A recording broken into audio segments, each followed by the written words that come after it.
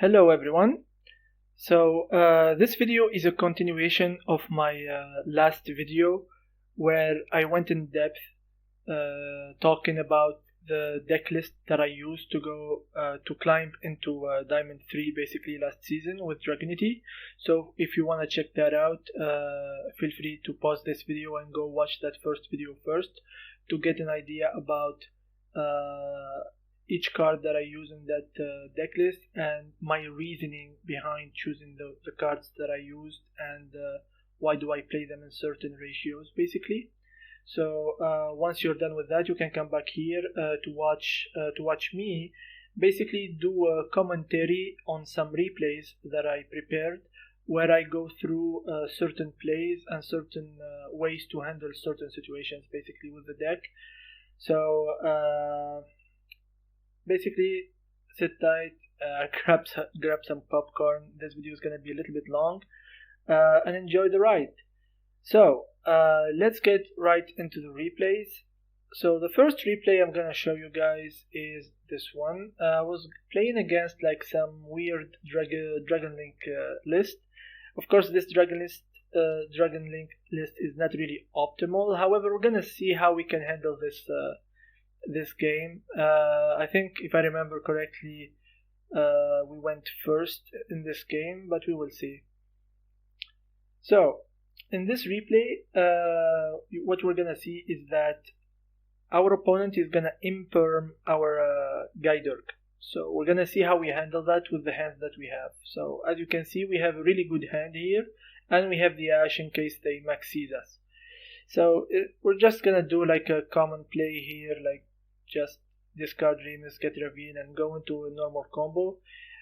If you don't know the normal combo, I suggest watching the normal combo video that I have on the channel where I showcase the Remus plus 1 discard combo, which is the same thing as Ravine plus 2 discards combo basically. So it's a very short video. You can watch that to get an idea about the combo itself, so that you can follow along in this video, because I'm not really going to explain the combo itself in this video because I already have the showcase video for it.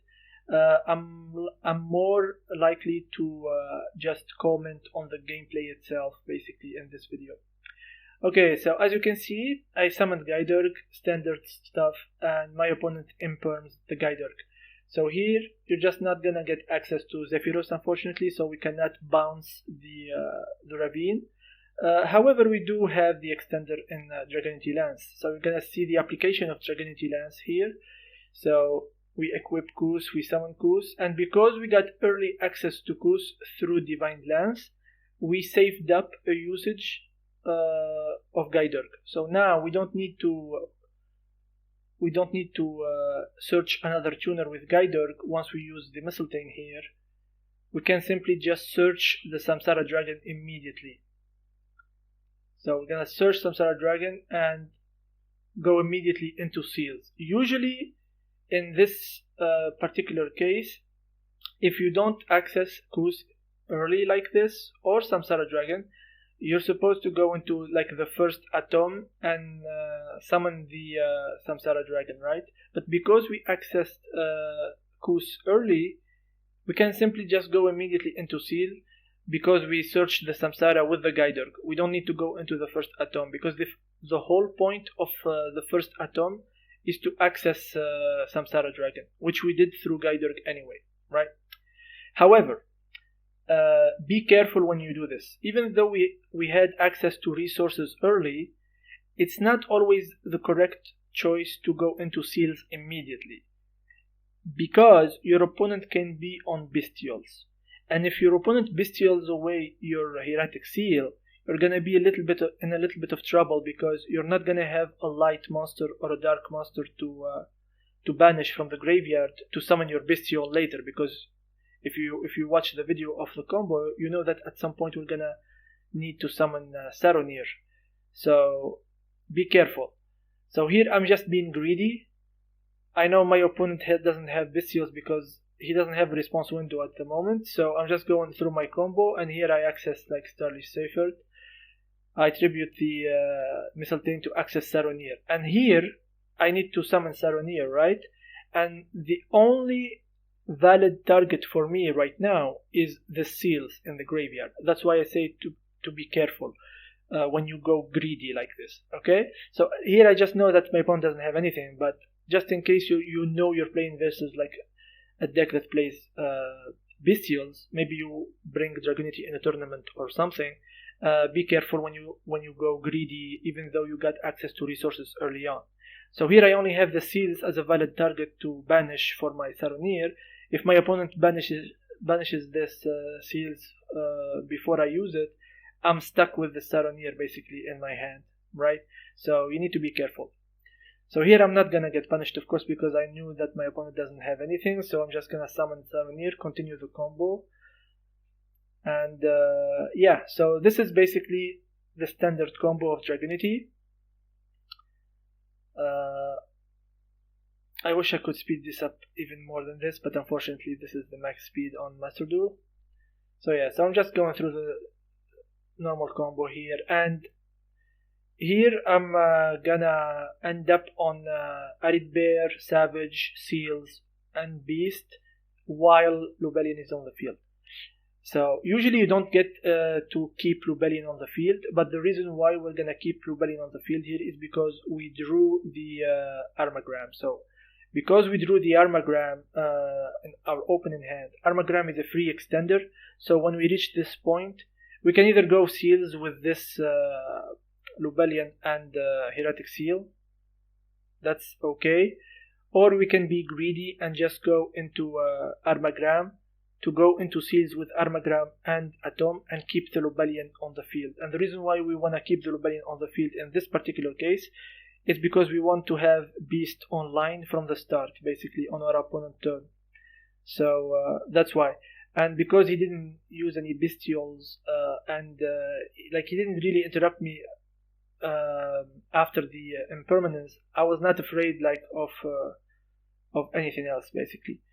So yeah, so here we're just gonna summon the Armagram, go into Seals, and yeah, sure, we're gonna equip the Loon, why not? And we're gonna search the Drew Swarm in the end phase. So if we look at this board at first glance does not look that threatening, right? Like it does not look that amazing. It's just one monster negate, one Omni negate, one bounce with the Seal, and Beast with one Drew Swarm in hand, right?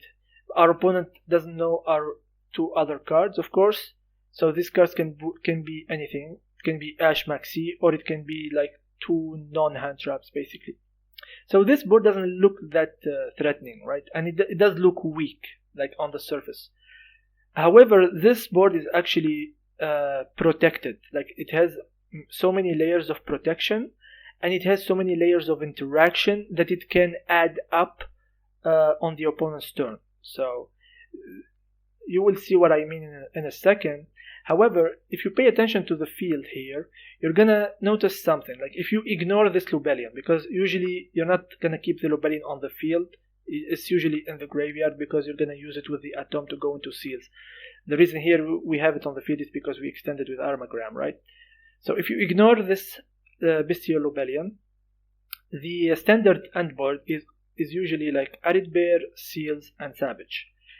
And this board of Arid Bear, Seals, and Savage cannot be super polyed. You guys know that super poly is very like is used quite a lot, like in the meta decks, and these three cards cannot be super polyed into like one of the most commonly used super poly targets. Now, why is that? Well, let's check the targets for super poly. So we have Garura. So Garura needs two monsters that have the same type and attribute, but different names. Our monsters have all different names. They have the same type, but because they are all dragons, however, they don't have the same attribute. They are all different attribute. Arid Bear is wind, Seals is light, Savage is dark. So our opponent cannot super poly our own board into Garura. If they want to do that, they need to summon a dragon that is either a wind, a light, or a dark. So they need to commit to the board first, but that does not scare us because we have seals and beast to deal with that monster before they even activate super poly. Now if we check the second commonly used target for super poly, which is Mud Dragon. Mud Dragon uses two monsters with the same attribute but different types. Our end board has the opposite requirement. Our board has all same type but different attributes, so they cannot super poly our board into like Mud Dragon unless they commit a monster to the field that they can use to super poly into Mud Dragon. But again, we have Seals and Beast to remove that monster from the field before they activate super poly. And the third most commonly used super poly target is Starving Venom Fusion Dragon. This card requires two dark monsters on the field, except tokens. Again, we don't have two dark monsters, we only have one. So if they want to use super poly, they need to commit a monster to the field. But again, we can deal with that with Seals and Beast. There are two other monsters that are not really commonly used as targets to super poly, but they are still fusion targets. Like they use like either super poly or they contact fuse away basically your board in order to remove your cards, right? So the first one is Alba Lenitus, the Abyss Dragon. So usually branded player will either normal summon the Alba Fallen of Albaz or set it on the field, right? Either way, we have Seals and Beasts to deal with that Albaz before they even contact fuse away the Alba Lenitus, right? Also, the Alba Lenitus requires the monsters to be on the field to contact fuse. So once you get rid of Albaz, whether by like destroying it or bouncing it back to the hand, they cannot go into this card anymore unless they have some ways of special summoning Fallen of Albaz again, basically, right? And even if they do that, we still have other layers of interruption to get rid of that Albaz before they even get the chance to contact fuse away or even use the super polymerization. The last card, which is less used because only specific decks use this card, but it's still worth mentioning, is Predaplant Triphy Overitum. This card requires 3 dark monsters on the field, but of course we don't have 3 dark monsters, we only have 1 dark monster on the field, so they need to commit more monsters to the field in order to super poly our board into this card. But again, we have layers of interruptions to prevent that. So as you can see, none of these super poly targets or Alba Lenitus can threaten us because the composition of our deck, of our end board, is very resilient to super poly. Like 3 monsters with the same type but different attribute. That requires very specific out, basically, if you're gonna use super poly. And the commonly used targets for super poly cannot be super polyed into with only our field. So yeah, so this board is very resilient to super poly. Another thing, this board is also very resilient to Dark Ruler No More, because even if they Dark Ruler us, we still have many layers of interruptions. We still have our Beast that we can use with alongside either Lobelian, who is on the field, or even if Lobelian is not on the field, we can still summon Duel Swarm and we have Beast online again. Also, Duel Swarm can still send one special summon monster to the graveyard if we activate Seals, because Seals tributes for cost, so we can just tribute the Lobelian. We're not gonna use the effect of Seals because it's negated by Dark Ruler, but we can still get value from Duel Swarm, right? And even if we tribute Seals itself, even though we cannot bounce with Seals, we can still summon a dragon from the deck because it still activates in the graveyard, and we can just simply summon Boldrake. So even with Boldrake, we can still banish a special summon monster from the extra deck by tributing one of our either Lobelian or the Negated Savage, because Negated Savage is useless, or with attributing Duel Swarm itself. So we still have so many layers of interruption, if even through Dark Ruler No More or Forbidden Droplet for that matter. Same thing for Evenly Matched, although Evenly Matched is the worst one for us because it gets rid of so many cards on our field, especially if they baited the Savage Negate first. But we still can play through it because even if they evenly match us, we can still chain seals and we can keep the beast on the field basically. So once the chain resolve, we'll banish everything except beast, and then on a new chain, seals activate in the graveyard to summon a dragon from the deck. Usually you're gonna summon Boldrake to make beast online again. So in main phase 2, you still have the Boldrake on the field, the beast on the field, and the Duel Swarm in your hand, plus 2 unknown cards that could be anything, that could be hand traps, right? So you still have plays even through Dark Ruler and you're very resilient to Super Poly. So even though the Endboard seems weak on the surface, it has so many layers of protection and layers of interacting with your opponent, even through other disruptions, basically. So yeah, so that was my basically my commentary about the state of the Endboard and how is it like strong. Basically, it's deceivingly strong, basically. So yeah, let's come back to this game. As a reminder, this game my guider got impermed, but we still went into this board. So our opponent is playing Dragon Link, like a weird list of Dragon Link. So he's gonna try to play, but we're gonna Ash the Ravine, and we're gonna let the chaos space go through, because you don't wanna like negate the chaos space on the field. You want to negate the effect on the graveyard, because that's more important, because the effect in the graveyard allows it to recycle one resource from the banish zone while also drawing a card. That's more important, basically. They can get the card that they want. We have ways of interrupting it anyway.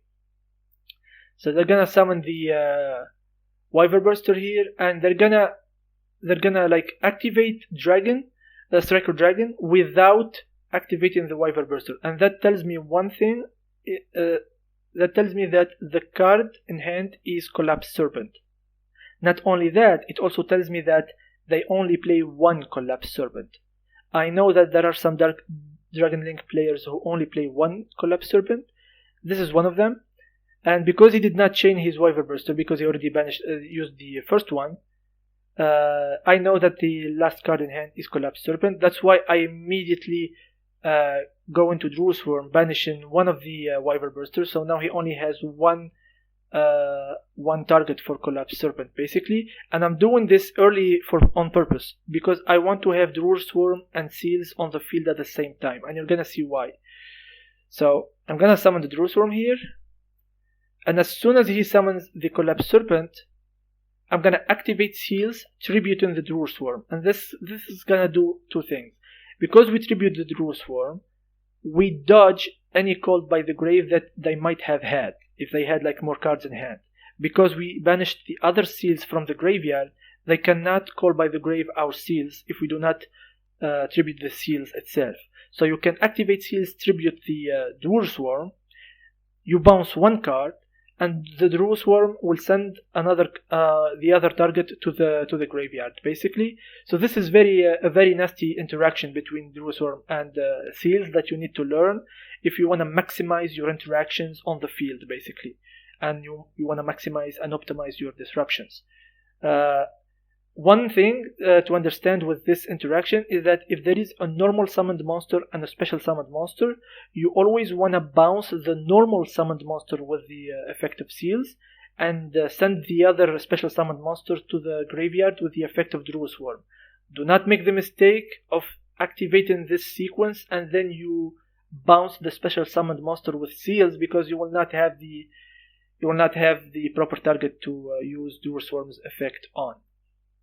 So yeah, here he's gonna try to activate the boot sector. I'm just gonna destroy it immediately, summon the Boldrake, so no matter what he does here, I can interrupt it.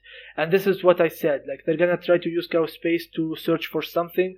I'm just gonna negate with the Savage that I kept all this time, and it's over basically.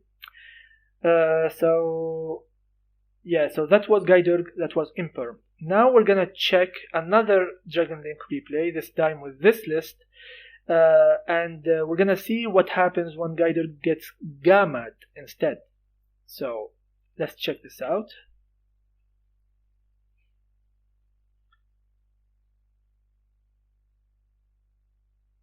Hopefully you guys are enjoying my commentary, like, and my review of these replays. If you guys don't like this, please tell me in the comment section, so that I maybe try to do it like in another way if I ever do like these type of videos in the future. So this hand is good. However, Regained and Beasts are in my hand, unfortunately. So yeah, it is what it is. So here we discard the Zephyros, of course, to activate the Ravine, and we're gonna go into our regular play here, and our Dearg is gonna get Gammad on activation. So now, since we don't have really any extenders from the hand, one might think, okay, our turn is over, just pass turn and we get OTK'd, right? But because we drew the Zephyros at the start, this is still full combo, even though our Dearg got negated and destroyed. So we're just gonna recycle the Ravine with the Zephyros, and we're gonna discard the Oubliette to search Gizarmi. And this is why Gizarmi is so good in this deck, because he literally just allows us not only to continue comboing, but to combo into the same board that we had last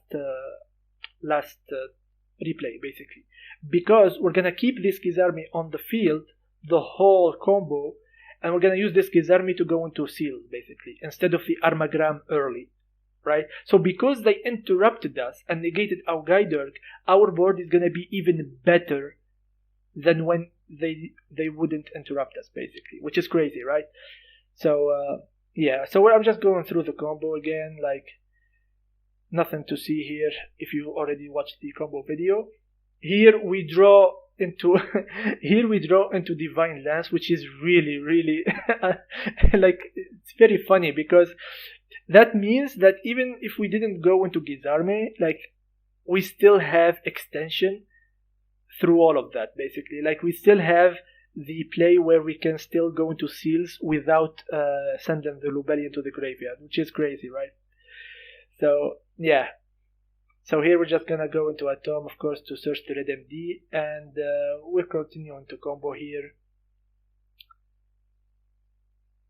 Yeah, as you can see, even when your Dearg gets interrupted, you're still full combo, basically. So that's why it's not really a good idea to interrupt Dearg, because you most likely will have extenders, basically. But sometimes interrupting Dearg literally ends our turn, so yeah. Dude, this Beast is glued to my hand. Like, every replay I think I have Beast in hand. Thanks, Konami, basically, like, for coding the shuffler in masterduel this way. Yeah, so here, as you can see, I equip Aridbear with Divine Lance. Honestly, now that I think about it, maybe I shouldn't have done that, because I could just keep this in my hand as a potential extender for next turn, in case, like, I get interrupted, and in case my board gets cleared somehow. In hindsight, maybe I should have kept this in hand, but it's okay. And even if we didn't have the Gizarmi on the field, we could still, like, activate the effect of Divine Lance to equip a tuner from the deck before we set the Beast, of course, and then we can go into seals that way to keep the Lubellion on the field. So yeah. So now, as you can see, it's the same layer of interactions. So it's here, as soon as they activate the Regained, I'm gonna pop it with Beast immediately, because I don't want them to gain any advantage off of it. So now, because they summoned the monster, I'm gonna summon the Magnamote, and I'm gonna immediately chain Drew Swarm to try to deny them the Lubellion, but they had the Magnamote, which I will in turn negate with Aridbear, basically. And again, now I have the Drew Swarm and Seals on the field.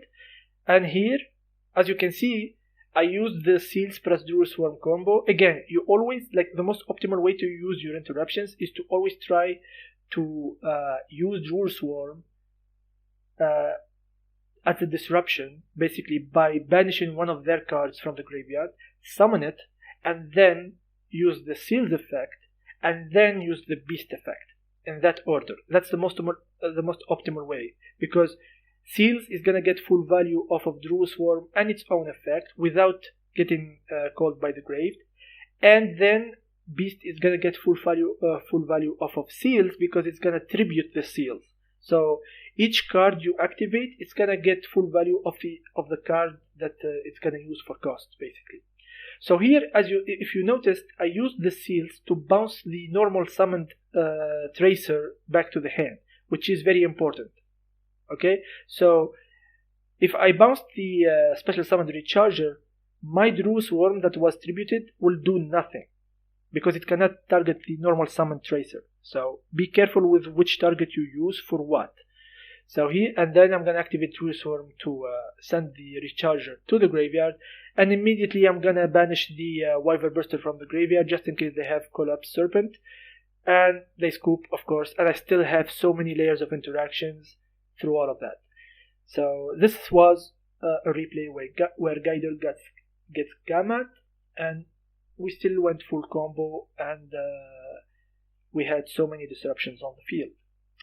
The next replay is against Umi Control. Okay, so this replay is gonna showcase a really nice play where you can, and with certain hands, you can bait the back row and go full combo at the same time. And when I say full combo, I mean full combo, like with Crystal Wing and all.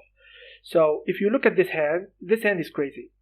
Unfortunately, we're going second here, but it's because Umi Control, it's okay. And we have the Ash for Maxi. So it's only 2 back rows, unfortunately, so we don't get to see like baiting more than 2 back rows, but it's the logic still stands. So with this hand, with the Ravine in our hand, basically not only we're gonna bait both back rows, but also we're gonna have Crystal Wing Synchro Dragon on the field, and we're gonna go full combo as well and OTK. If you wanna pause the video here and try to find out the line yourself, feel free. If you're a veteran Dragunity player, most likely you already know the line, but for the new players, you can have like some exercise. Just pause the video, try to figure out how you can bait this, knowing your extra deck and your main deck. Basically, you can check the last video for the list to try to figure out how you can both bait both back row and go full combo with Crystal Wing on the field. So now I'm gonna play the clip.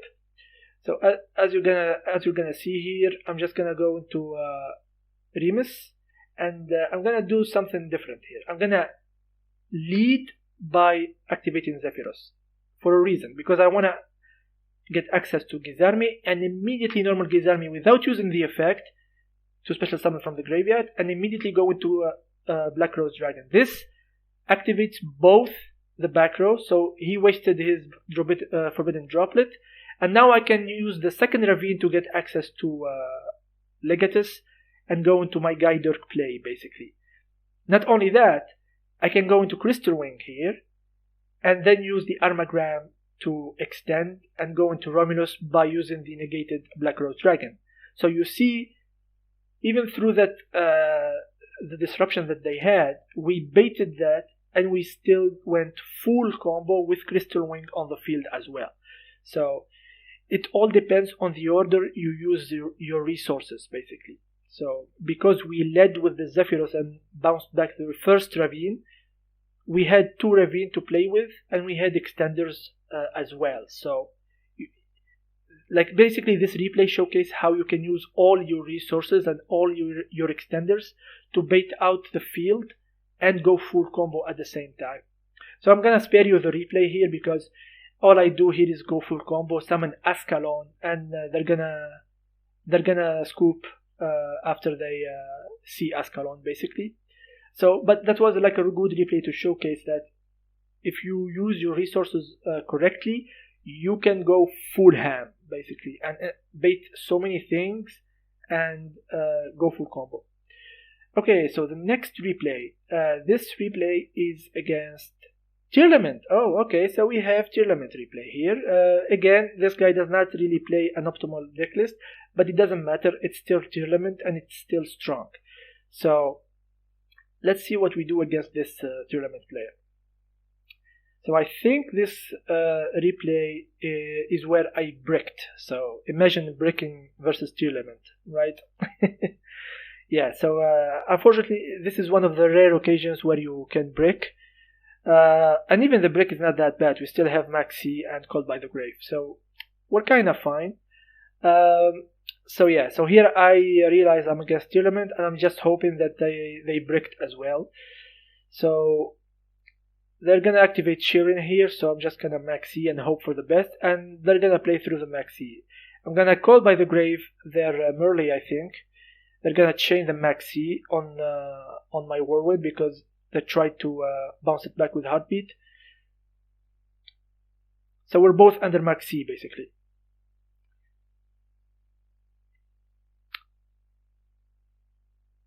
He's still comboing. Like, I don't know why he's still comboing. Maybe he thought he could OTK or something, but yeah, he's giving me resources basically. So now I'm not bricked anymore. He went into battle phase, and then he yeah, I don't know why he didn't do that earlier, but yeah. Okay, so if we pause here real quick, we have 6 cards in hand. We are in a really good spot. So all we have to do now to not basically fuck this up is to use our resources correctly in the correct order in order to bait out whatever they have as interruptions, and bait out the fusion summon and bait out the redoer, etc. So we want to clear the interruptions first and then combo. So here I decided to go I think into battle phase first to get rid of the Kit Kalos, which is gonna immediately force the Sheeran basically, because they use the redoer basically to put the cards on the graveyard. So they activate to fusion summon, and they're gonna go into Kaleido Hard immediately. They're gonna use Scream, trying to mill 3 cards, but of course I had the Ash for that. Unfortunately, they also had the Maxi. So yeah, they had 2 Maxi in their opening hand. So, and they have a Shuffler in the graveyard.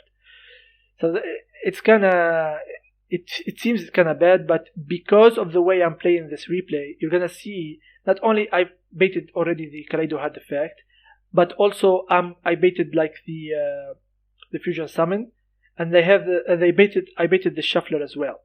So the only other interruption they have, I think, is Kelbeck, and they just used Kelbeck to bounce back my Magnamut for some reason. So I just go into Legatus and go into Dearg and go full combo, but as soon as I get access to Zephyros, they scoop because they know they have no more interruptions. And yeah, so just like that, you bait out all the interruptions. And because I went to attack with the Baldrake first, I forced the fusion summon basically, and yeah, they had no more interruptions basically. I think they might have been bricked themselves as well, but they had 2 Maxi, so they cannot really complain. And I was playing through Maxi like in this replay like twice. So yeah, so even through Maxi, through disruptions, with the correct hand, you can still like go full crazy, and even the opponent knew that. Like as soon as I pitched the Zephyros, they knew I had full combo, and it was over basically. So the next replay. So this replay is against Spright, and this is a very weird Spright list because he was playing Floodgate Spright with Fossil Dyna and the End of Anubis. So yeah, I think this is a list tailored against Tearlaments, if I'm not mistaken. I'm not too sure, but either way, we're gonna have to deal with these 2 floodgates, and it's not gonna be pretty. So let's see how we fare against this deck.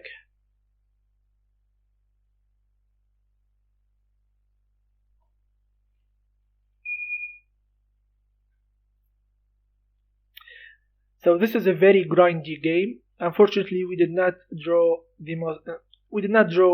great. Thankfully, we had Maxi, but unfortunately, they had the Ash. So now our Maxi got negated, and we don't really have the best of hands. It's actually a brick. Even though like having Boldrake and Jerusalem is good, but against Spright is not really that great. So yeah, so they're gonna just combo here, and since they are playing the Floodgate version, they're not gonna use like the Melfi engine or whatnot. So they're gonna end up on a suboptimal board, but that suboptimal board can get access to the Floodgates, which we will see in a second, basically. So he's just like comboing here. He's gonna end up like on IP, red, and Mannequin Cat for some reason. Oh yeah, it's with the Mannequin Cat that they're gonna access the Floodgate, basically. So now we drew Ravine, which is really great. So in the draw phase, I'm just gonna activate both Bystials, trying to bait the red, and also to try to get rid of some of the important cards that they have. So I just banished their Jet and their blue. They did not fall for it, so they did not use red, unfortunately. So here I knew that if they're gonna use IP Masquerina to go into Avramax, I have the out. That's why we play the Borreload Dragon. And because we already have 3 cards on the field, I just need to summon one more monsters to go into a Borreload. But before I go into Borreload Dragon, I need to try to bait the red. Unfortunately, they summoned the End of Anubis, which literally cuts off the access to the graveyard, basically, which we kinda need, right? So our Ravine is not really that, it's not gonna do anything here. So all I'm gonna do here on the main phase is just trying to go into battle phase to try to force the IP, and as soon as they summon Avramax, I activated the Druid Swarm on purpose, targeting the Floodgate, hoping that they forget that Anubis is gonna negate that and chain red, right? So I tried to bait the red. They did not fall for it. However, they fell for another trick, which is activate Ravine, summon Legatus. For some reason, they did not want the Legatus to special summon itself. So that's red baited, and now I'm just gonna attack and steal the Avramax with the Borreload. And just like that, we cleared half the board, I guess. And now it becomes a game where we grind for resources, basically. So we're gonna see what happens. Here my opponent decides to special summon back the IP and super poly the board, even though I think he is on the White Lady. It's a weird choice. They're gonna access the trap card, and they're gonna summon Cat Shark as well. So yeah, it's not looking good, but we draw the best card in our deck, Remus. So we're gonna just activate Remus and then use the Ravine on the field, get Kizarmi, and here I decide, you know what, fuck this, I'm just gonna reset the game. Of course he's gonna activate the trap because it's gonna get destroyed anyway, so yeah. We just reset the game, and now it's a game of grind, basically of grinding, and whoever draws the out first wins. But because I already banished like 1 jet and 1 blue, I knew like I had the advantage here. I have yet to use any like synchro cards, like except Black Rose Dragon. All my engine, all my synchro monsters are still in the extra deck, and here we're just waiting for whoever draws the out first, basically. And I think they drew the out first. However, I had the answer to that, and the answer might surprise you. So they set a card, probably like Maxi or Ash or something. And we draw Nibiru. And on the next turn, they drew the out. So they had both like Pixies and Carrot, and they're gonna go into Zeus. However, because they did that, They met the requirement for summoning Nibiru, which I activated immediately. It was met with the activation of Zeus, so I just used the Cult by the Grave to banish the elf just because. And we drew the Lubellion, so now we are in a good spot because we also have the Red MD, and as soon as I summon the Lubellion from the graveyard, my opponent is gonna scoop immediately because we won the grind game basically. So yeah, so even though we did not summon any synchro monsters except like the Black Rose Dragon, we literally did not combo this whole game, 14 turn game.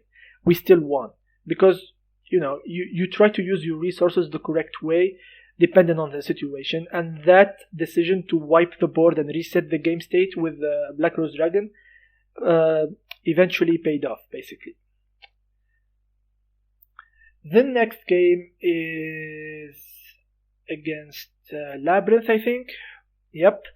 So this was against Labrynth. I think this deck is kinda standard, maybe minus the pointer. So yeah, so let's see how we fare against Labrynth. And in this Labrynth game, Romulus got interrupted, which is normally really bad. Like, if our Romulus gets interrupted in the combo, it's usually the end of the turn, right? However, you're gonna see, even though our Romulus got impermed, we still combo because we drew a Bystial, and you're gonna see that in this replay. So I'm just gonna start the combo like usual, trying to get into my Dearg. So we're gonna summon the Legatus and go into Dearg, and we're gonna go into Romulus. And now Romulus is gonna get impermed. So usually when Romulus gets impermed, if we don't have the Bystial in hand, we can still combo because we bounce back to Ravine. But since sometimes you don't really have access to Zephyrus play, because they can like double imperm you, like imperm the Dearg and imperm the Romulus. It's gonna be rough, like you're just gonna pass, right? But because this situation happens like it did, they did not negate the Dearg, so we still get access to Zephyrus to bounce back the Ravine, but they also impermed the Romulus. Now you guys get to see how you can extend through that with just one Bystial. So what we can do here is banish the Zephyrus, special summon the Bystial. Of course, in this case it was Magnamot, which is nice. Go into Seals. Now use the effect of Ravine to dump the Samsara Dragon, activate Samsara Dragon to get back the Bystial, and tribute summon it over the Seals and get access to Saronir. Then, because you've dumped Saronir here, you're gonna activate Saronir, dump the Lubellion, and summon the Red MD to get the Dearg. Dearg is gonna get the Baby Rock, which is gonna summon itself. We're gonna go into Savage Dragon, equip the Romulus, and then we're gonna use the Lubellion by tributing the Red MD, get Beast, and now go into the second seal basically and pass turn. And because in this particular case our initial Bystial was Magnamot, we even got access to Druid Swarm. So as you can see, even though our Romulus got impermed and we didn't even have access to Mistletoe, we can still combo. It's like Savage, Seals, Beast, and in this case Druid Swarm because we started with Saronir. So this is a really good board through like an imperm on our choke point basically. So our opponent is gonna just summon Lady Labrynth, and during their turn I'm just gonna negate that with Savage because I don't want them to get any more cards or advantage. As soon as I summon the Ariana, I'm just gonna summon the Druid Swarm, banishing my own Atom in the graveyard. I'm not even gonna wait for them to put a Dark Monster in the graveyard because I want Seals and Druid Swarm on the field as soon as possible. They're gonna super poly our Druid Swarm and Savage, unfortunately, so that play of summoning Druid Swarm early did play into the super poly, but as you can see that doesn't matter because Druid Swarm still activates off of being used for super poly, and we're gonna bounce back the Garura into the extra deck with Seals effect, and we're gonna send the lady to the graveyard with Drew Swarm, and we're gonna chain, like we chained, as you guys saw, we chained the Seals to summon Boldrake to make Beast online again, and immediately use Beast to destroy the Ariana, only keeping one card in their hand, and they scoop immediately because they know there is no way they're gonna win against DRAGUNITY with only one card, especially when Dragon Ravine is still on the field, basically, because on the follow-up we have full combo. So yeah, so even through Imperm on Romulus, we still had like combo and disruptions on the opponent's turn. There are only 2 replays left, so this replay is against, I think, Tearlaments. Yep. So this is another Tearlaments replay, and this replay is is actually funny. This replay is a very special replay where I swarm the board with 11 cards. So all spots on the field are occupied at some point.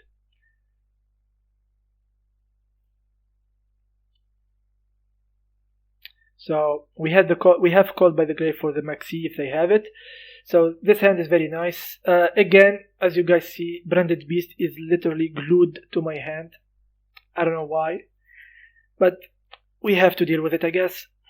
So we're just gonna go combo here as usual, get back the Ravine, go into Romulus. We're just gonna have some fun here, combo. And our opponent did not have any interruptions basically for us. No Haviness, no Maxi, nothing basically.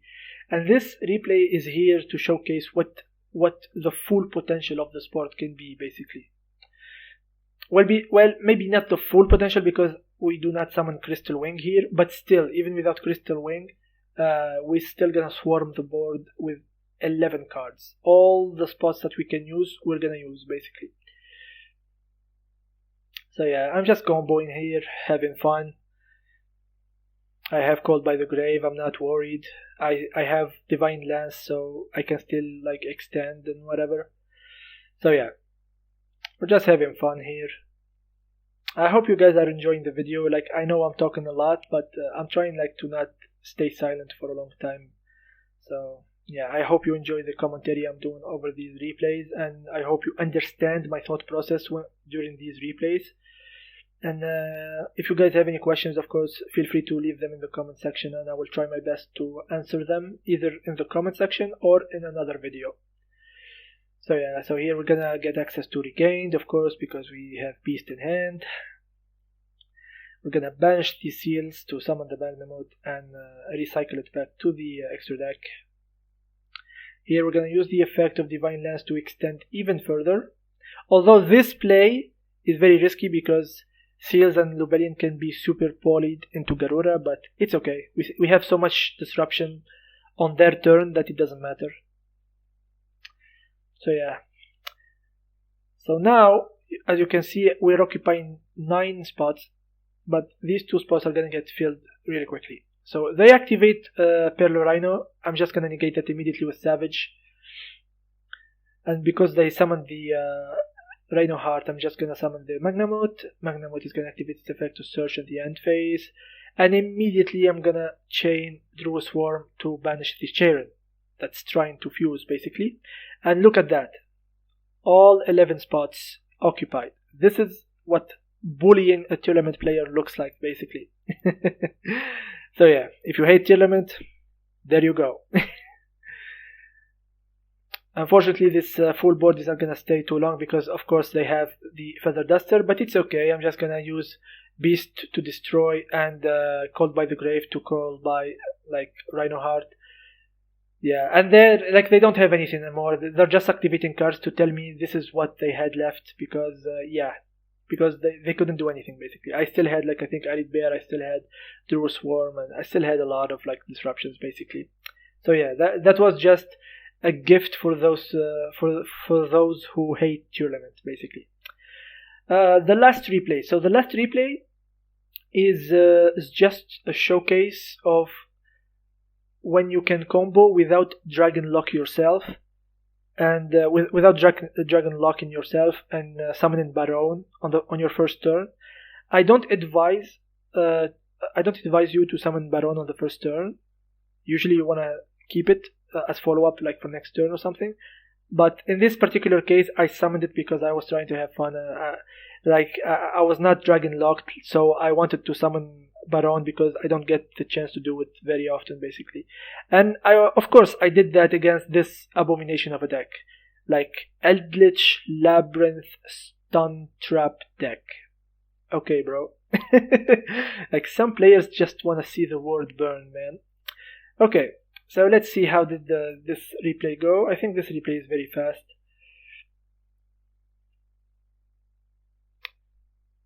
So the key to not dragon locking yourself is Gizarme, basically. So what you're gonna see here is me using Gizarme to not dragon lock myself, basically. So here you see I used Ravine and then immediately bounced Ravine with Zephyros, and I'm gonna use the same Ravine again to discard Remus immediately. The reason for that, the reason why I did it like that, and I did not use Remus effect to search another Ravine, is because of my hand. My hand already had like Legatus, Dual Swarm, and Maxi. I don't want to discard any of these cards, so I don't have to.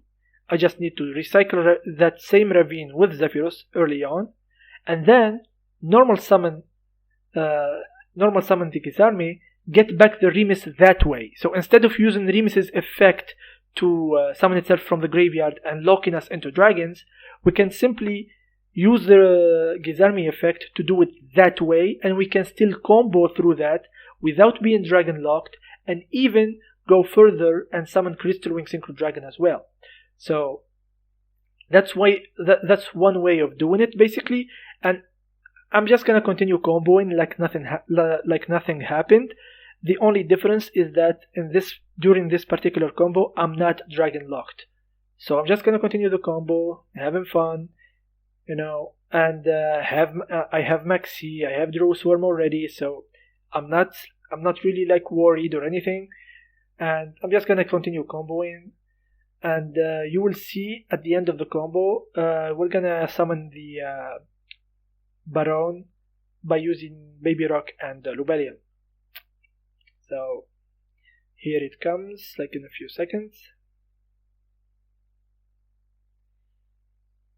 Everything is standard at this point. You've seen this a million times if you watch my videos. Go into Arid Bear, use Safer to get back the Lubellion, get Magnemot. You've seen this before. But now we're gonna synchro into Baronne because we did not lock ourselves into dragons, and we're just gonna summon the Magnemot to get its search effect at the end and go into seals with Magnemot and Atom, and we're gonna search Boldrake at the end. So now we have double Bystials plus Maxi plus a Baronne. So this field is practically the same as the standard field, right? It's practically the same because usually we have Borreload Savage Dragon instead of this Baronne de Fleur. So it's not like we added more disruptions or anything. It's still an Omni Negate. We traded one Dragon Omni Negate with one Warrior Omni Negate. So it's not that different. However, having Baronne allows us maybe after using its negate on our next turn, we can simply tag out this Baronne to something else. Maybe we tag it out for a Red MD and then use a Red MD's effect to summon another dragon and continue like that. You know what I mean? So yeah, it's not necessary to summon Baronne just because we were not dragon locked. I could have easily went into Savage Dragon, but since I don't get the opportunity to summon Baronne on the first turn that often, I went for it. I maxi my opponent, and of course my opponent is playing that abomination of a deck. They activate this zombie word. I immediately bounce it back, and our opponent just give up, basically. I don't know if they are bricked or they simply watched us play a based deck and they gave us the win. So either way, we got the W. So yeah, that was the last replay. I hope you guys enjoyed this video. And please feel free to comment in the section down below. Feel free to subscribe if you're not subscribed, and that would mean a lot for me. And yeah, I hope you enjoyed, and I'll see you guys in the next video. Peace.